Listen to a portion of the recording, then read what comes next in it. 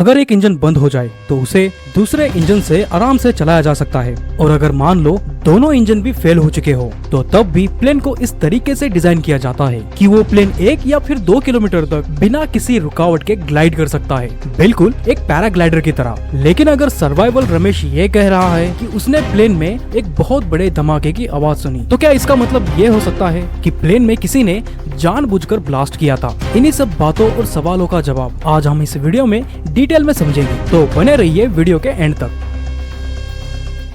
12 जून 2025 सुबह 10:53 ये वो समय था एक प्लेन भरे हुए यात्री के साथ लंदन की तरफ रवाना होता है। और जैसे कि हर बार इस प्रोटोकॉल को फॉलो किया जाता है और प्लेन की पूरी तरीके से चेकिंग की जाती है कि कहीं कोई इशू ना हो। सभी यात्री थोड़ा एक्साइटेड और थोड़ा रिलैक्स फील कर रहे होते हैं और 9 से ज्यादा घंटे के सफर के लिए एकदम से तैयार। प्लेन की अथॉरिटी इंश्योर करती है कि रास्ते में कोई दिक्कत ना हो, खाना पानी यहाँ तक कि फ्यूल का भी पूरा इंतजाम किया जाता है कि कहीं प्लेन को बीच में रुकना ना पड़े। और जब इन सारी चीजों पर ग्रीन सिग्नल मिल जाता है तो प्लेन फुल स्पीड में दौड़ता है रनवे पर और टेक ऑफ कर लेता है। पर टेक ऑफ के कुछ ही सेकंड बाद सिर्फ 1 मिनट के अंदर एक बहुत बड़ा जोर का धमाका सुनाई देता है। प्लेन तो हवा में ही होता है पर उस तरीके से नहीं दिखता जिस तरीके से बाकी प्लेन उड़ते हैं। आसपास के लोग ऐसे देखते हैं कि जैसे ये प्लेन ग्लाइड कर रहा हो और जिसके दोनों इंजन बंद हो। ये बात किसी भी कमर्शियल फ्लाइट के लिए नॉर्मल नहीं है। और इसके बाद प्लेन सीधा ग्लाइड करते हुए हॉस्पिटल के हॉस्टल बिल्डिंग से जा टकराता है।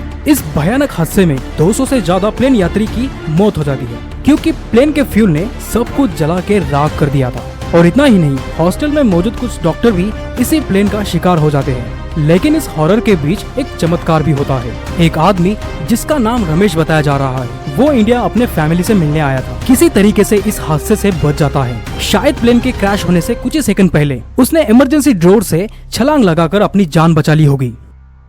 तो चलिए देखते हैं कुछ टेक्निकल बातें जो इस क्रैश के पीछे की असली कहानी बताने में मदद करती है।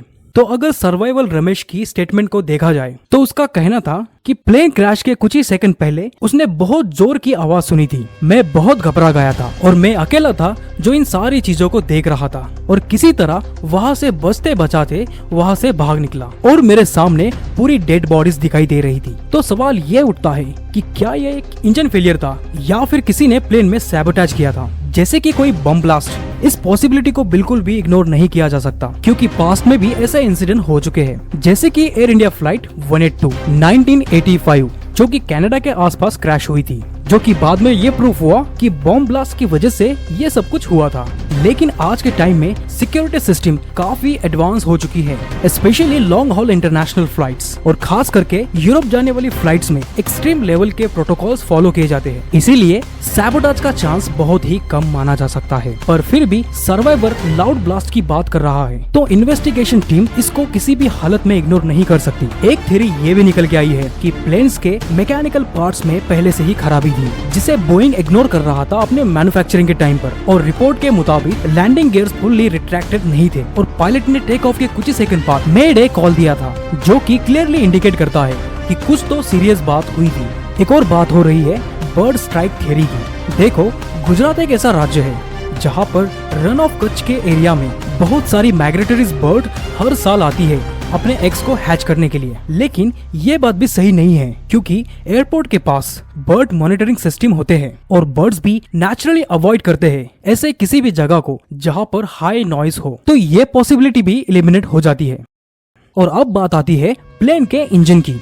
हमें एक बात ध्यान में रखना होगा कि प्लेन के इंजन किसी लोकल वर्कशॉप से नहीं बनाए थे। ये रोल्स रॉयल्स जैसे वर्ल्ड क्लास मैन्युफैक्चरिंग कंपनी से बनाए गए होते हैं और ये वही कंपनी है जो पीएम मोदी के 777 वीआईपी एरोप्लेन के इंजन बनाती है। तो सीधे सीधे इंजन को कल्प्रिट डिक्लेयर कर देना ये भी थोड़ी बचकानी बात लगती है। इस क्रैश के पीछे बहुत सारी कॉम्प्लेक्स लेयर छुपी हुई है और शायद हर एंगल को एक्सप्लोर किए बिना किसी को भी ब्लेम करना प्रीमेच्योर सा होगा। सो जैसे हमने देखा, प्लेन टेक ऑफ करते ही एक बड़ा सा आवाज सुनाई देता है। उसके बाद प्लेन कुछ देर तक हवा में ग्लाइड करते हुए टिका रहता है और तभी पायलट का मेडे कॉल आता है जो बताता है कि सिचुएशन क्रिटिकल थी। फिर पायलट कोशिश करता है कि प्लेन को हवा में बनाए रखे, लेकिन ये सब कुछ इतना तेजी से होता है कि जैसे कार स्टार्ट करते ही उसके ब्रेक्स फेल हो जाए और अनकंट्रोल वे में किसी चीज से जा टकरा जाती है। ठीक वैसे ही ये केस भी ऐसा ही लगता है जहाँ पर पायलट के पास टाइम कम था और मुश्किलें कई ज्यादा। सो इन सारी बातों को देखते हुए